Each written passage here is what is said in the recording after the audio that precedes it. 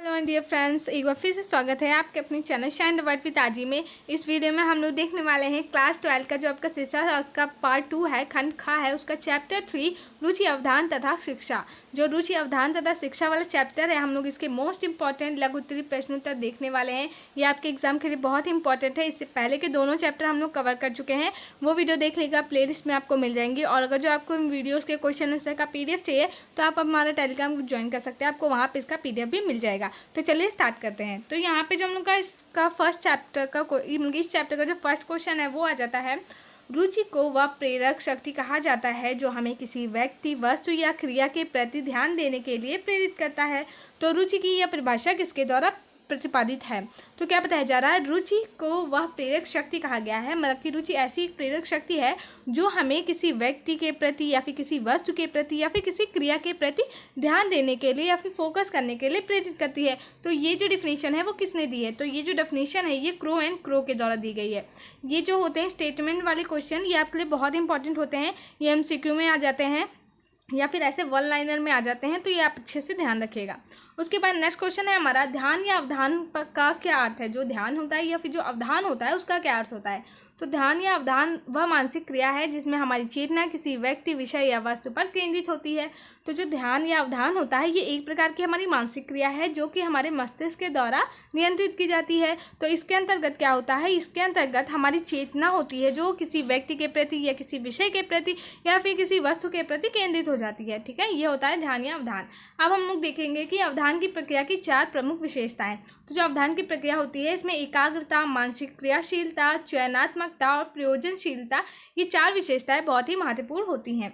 उसके बाद क्वेश्चन है हमारा, कोई ऐसा कथन लिखे जिसमें अवधान एवं रुचि के संबंध को जाना जा सके। मतलब कि जो अवधान और रुचि का संबंध होता है वो क्या होता है, हमें वो बताना है। तो अवधान तथा रुचि एक ही सिक्के के 2 पहलू हैं। मतलब कि अवधान और रुचि दोनों ही आपस से जुड़े हुए हैं, उनका आपस में बहुत घनिष्ठ संबंध है। यदि रुचि के कारण कोई व्यक्ति किसी वस्तु पर ध्यान देता है तो अवधान के कारण उस वस्तु में उसकी रुचि उत्पन्न हो जाती है।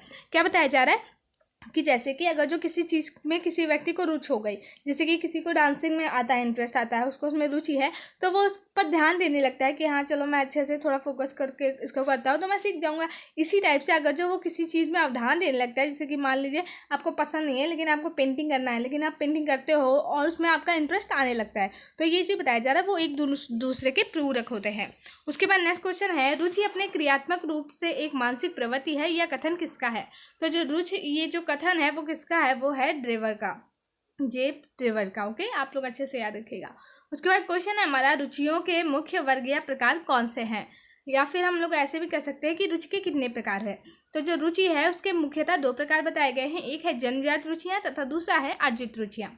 अब ये क्या है, अब हम लोग देखेंगे कि रुचि क्या होती है, उसके बाद हम लोग ये भी देखेंगे कि जन्मजात और अर्जित रुचियाँ क्या होती है। तो रुचि क्या होती है ये देखना है हम लोग को। रुचि किसी उत्तेजना, वस्तु, व्यक्ति या परिस्थिति की ओर आकर्षित होने की प्रकृति, जन्मजात या अर्जित प्रवृत्ति है। मतलब कि रुचि क्या होती है, किसी भी व्यक्ति के प्रति या फिर किसी भी वस्तु या किसी भी परिस्थिति के प्रति जो हमारा आकर्षण होता है वही रुचि हो जाती है। जैसे कि मान लीजिए आपको मूवीज़ देखना पसंद है तो आपके अंदर ये रुचि रहती है और आप उनके प्रति जो है आप उसके प्रति आकर्षक रहता है कि हमें मूवी देखना है। तो इस टाइप से, और ये जन्मजात भी हो सकती है और अर्जित भी हो सकती है। आगे देखते हैं। उसके बाद नेक्स्ट क्वेश्चन है हमारा, अवधान के मुख्य 2 प्रकार लिखिए। तो ऐच्छिक अवधान और अनैच्छिक अवधान, ये अवधान के मुख्य 2 प्रकार होते हैं। अब हम लोग देखेंगे रुचि के प्रकार। क्योंकि हम लोगों ने अभी देखा था कि जो रुचि होती है वो 2 प्रकार की होती है। पहली होती है हमारी जन्मजात रुचि, दूसरी होती है हमारी अर्जित रुचि। अब ये जो जन्मजात रुचि होती है ये क्या होती है? तो जन्मजात रुचि मूल प्रवृत्ति पर आधारित होती है जो मनुष्य के स्वभाव तथा प्रकृति में निहित होती है। जन्मजात प्रवृत्ति क्या होती है, वो उसकी मूल प्रवृत्ति पर आधारित होती है और जो मनुष्य का इसमें स्वभाव और प्रकृति निहित होता है। ठीक है, इनका स्रोत व्यक्ति के अंदर जन्म से ही विद्यमान होता है।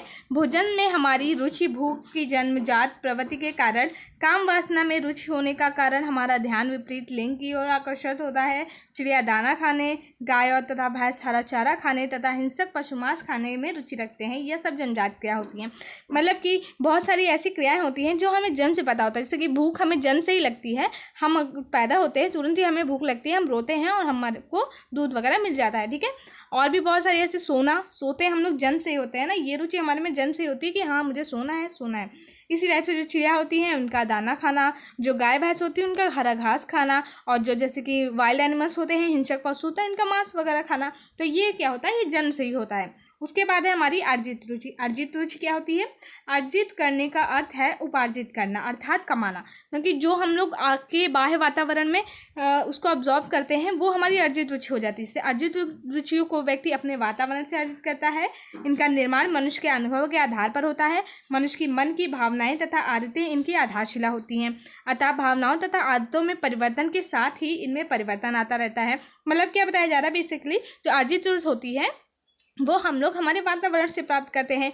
जो भी वातावरण में देखते हैं और कोई चीज़ हमें अच्छी लग जाती है तो वो हम अपने अंदर उसे समाहित कर लेते हैं और वो हमारी एक तरीके से रुचि बन जाती है। किसी वस्तु या प्राणी के प्रति आकर्षण के कारण उसके प्रति हमारी रुचि पैदा हो जाती है। एक फोटोग्राफर को अच्छी कैमरे के में रुचि होती है तथा बच्चों को रुचि नए नए खिलौने में होती है। जैसे कि क्या होता है, मान लीजिए जैसे हमने अभी एग्जांपल देखा कि एक फोटोग्राफर होता है तो उससे क्या होता है कि हाँ उसे इससे भी अच्छा कैमरा चाहिए, उसके पास एक कैमरा है, फिर सोचता है नहीं नहीं ये नहीं अच्छा, इससे भी अच्छा चाहिए। तो वो देख देख के देख रहा है ना कि नहीं इसके पास इससे अच्छा है, इसके पास इससे भी अच्छा है, तो वो अर्जित कर रहा है वो चीज़। ऐसे बच्चे क्या होते हैं, उनको नए नए खिलौने चाहिए होते हैं, नई नई चीज़ें चाहिए होती हैं, तो ये होता है। तो आई होप आप लोगों को समझ में आया होगा। इसके बाद क्वेश्चन है हमारा, अवधान के मुख्य प्रकार कौन से हैं? जो अवधान होता है वो उसके मुख्य प्रकार कौन से हैं? तो वो दो प्रकार के थे, ऐच्छिक अवधान और अनैच्छिक अवधान। तो इसमें क्या था, जब कोई व्यक्ति किसी वस्तु या उद्दीपन पर अपनी समस्त चेतना को केंद्रित कर देता है तो इस अवस्था में ऐच्छिक अवधान होता है। जैसे कि इस प्रकार के अवधान में हमें किसी वस्तु या विचार पर ध्यान लगाने के लिए अपनी संकल्प शक्ति का प्रयोग करना पड़ता है। सामान्य शब्दों में हम कह सकते हैं कि पूर्ण प्रयास करने पर भी ऐच्छिक अवधान को लगाया जा सकता है। इस प्रकार के अवधान को सक्रिय अवधान भी कहते हैं। और अनैच्छिक अवधान क्या होता है, यह जब किसी वस्तु या विचार पर हम बिना किसी प्रयत्न के अवधान लगाते हैं, जो इस प्रकार के अवधान को अनैच्छिक अवधान कहते हैं। अनैच्छिक अवधान के लिए हमें अपनी संकल्प शक्ति का प्रयोग नहीं करना पड़ता। इस प्रकार के अवधान को निष्क्रिय अवधान भी कहते हैं। उदाहरण के लिए किसी जोर की आवाज़ पर, तीव्र प्रकाश पर तथा मधुर संगीत पर हमारा ध्यान अपने आप चला जाता है। मतलब कि जो चीज़ हम इच्छा से किसी की तरफ अपना ध्यान रखते हैं तो वो ऐच्छिक हो जाता है, और जो चीज़ अपने आप ही मेरा ध्यान वहाँ चला जाए, जैसे गाना बज रहा है बहुत ही देर, हम लोग जा रहे हैं ठीक है, और रास्ते में कहीं गाना बज गया तो हम लोग तुरंत उसकी तरफ मुड़ के देखेंगे कि हाँ ये कहाँ पे बज रहा है, तो ये चीज़ हो जाता है हमारा अनैच्छिक अवधान। ठीक है, ये हो गया। आई होप आप लोगों को समझ में आया होगा। उसके बाद क्वेश्चन है हमारा, अवधान और रुचि में संबंध स्पष्ट कीजिए। जो अवधान और रुचि होती है उसके मध्य संबंध क्या होता है, तो चलिए देख लेते हैं। तो अवधान रुचि पर आधारित है। जैसे कि इस मत में प्रतिपादकों का कहना है कि व्यक्ति उन्हीं बातों पर ध्यान देता है जिसमें उसको रुचि होती है। दूसरे शब्दों में अवधान रुचि पर आधारित है। जिसे वस्तु में हमारी रुचि नहीं होगी हम उस पर अपनी चिंता केंद्रित नहीं करते हैं। जैसे कि बहुत लोग होते हैं, एग्जाम्पल से समझिए, जैसे कि बहुत लोग होते हैं ना, उन्हें पढ़ाई नहीं पसंद या फिर किसी भी एक मेन सब्जेक्ट में उनका इंटरेस्ट ज़्यादा होता है, तो वो लोग हमेशा वही चीज़ खोल के बैठ जाएंगे। जैसे मान लीजिए मुझे हिंदी में इंटरेस्ट है, ऐसे आप एग्जाम्पल के तौर पे समझ लेते हैं कि आपको हिंदी में इंटरेस्ट है। ठीक है, तो जब भी आपकी मम्मी या फिर पापा कोई कह रहा है पढ़ने के लिए, जैसे अभी तो आप अडल्ट हो गए लेकिन जब छोटे थे तो क्या होता था, जैसे कि कोई कह रहा है कि बच्चा जाओ पढ़ो जाके, तो आप लोग क्या करते थे, वही हिंदी सब्जेक्ट ही खोल के बैठ जाते थे, उसी की स्टोरी पढ़ते थे, पोएम पढ़ते थे, तो वो आपको अच्छा लगता था, तो उसमें आपका इंटरेस्ट आता था, इसीलिए आप उस पर ध्यान देते थे। तो यही बताया जा रहा है। आई होप आप लोगों को समझ में आया होगा। उसके बाद है हमारा रुचि अवधान पर आधारित है। कुछ मनोवैज्ञानिक का मत है कि रुचि का आधार ध्यान है। जब हम तो बताया जा रहा है, जब हम किसी वस्तु पर ध्यान देंगे तो नहीं तो हमारी उस वस्तु के प्रति रुचि उत्पन्न होगी ही नहीं। तो बल्कि ऐसा भी कहा जा सकता है कि रुचि जो है अवधान पर भी आधारित है, कि जब तक हम किसी वस्तु पर ध्यान नहीं देंगे तब तक हमारा इंटरेस्ट भी उस वस्तु पर नहीं आएगा। उसके बाद है हमारा साम्यवादी मत। तो क्या होता है, यह मत उक्त दोनों मतों पर समन्वय करता है। इस मत के समर्थकों के अनुसार अवधान और रुचि दोनों ही एक दूसरे पर आधारित है। रॉस के अनुसार अवधान तथा रुचि एक ही सिक्के के दो पहलू है। यदि रुचि के कारण कोई व्यक्ति किसी वस्तु पर ध्यान देता है तो अवधान के कारण उस वस्तु की उसकी रुचि उत्पन्न हो जाती है। मैकडूगल ने भी लिखा है कि रुचि गुप्त अवधान है और अवधान सक्रिय रुचि है। तो जो है बताया जा रहा है कि जो रुचि और अवधान होते हैं ये दोनों ही एक दूसरे के पूरक हैं, एक ही पहलू के दो सिक्के हैं, बल्कि एक ही सिक्के के दो पहलू हैं। सॉरी गलत हो गया। तो फिर बल्कि आप लोग समझिए कि दोनों चीज़ होती है जो एक दूसरे से बहुत ही ज़्यादा संबंधित होती हैं, क्योंकि अवधान के बिना रुचि नहीं होती है और रुचि के बिना अवधान संभव नहीं होता है। मैकडूगल ने क्या कहा है कि रुचि गुप्त अवधान है और अवधान सक्रिय रुचि है। तो आई होप आप लोगों को ये क्वेश्चन समझ में आए होंगे। मे भी आप लोगों को समझ में आए होंगे और सभी इंपॉर्टेंट क्वेश्चंस थे जो कि हम लोगों ने इस वीडियो में देखे। और वीडियो अच्छी लगी तो प्लीज़ से लाइक करेगा। मिलता है मैं नेक्स्ट वीडियो में। Thank you. और अगर जो आपको PDF चाहिए तो आप टेलीग्राम ग्रुप ज्वाइन कर सकते हैं, वहाँ से आपको इसका PDF ईजिली मिल जाएगा।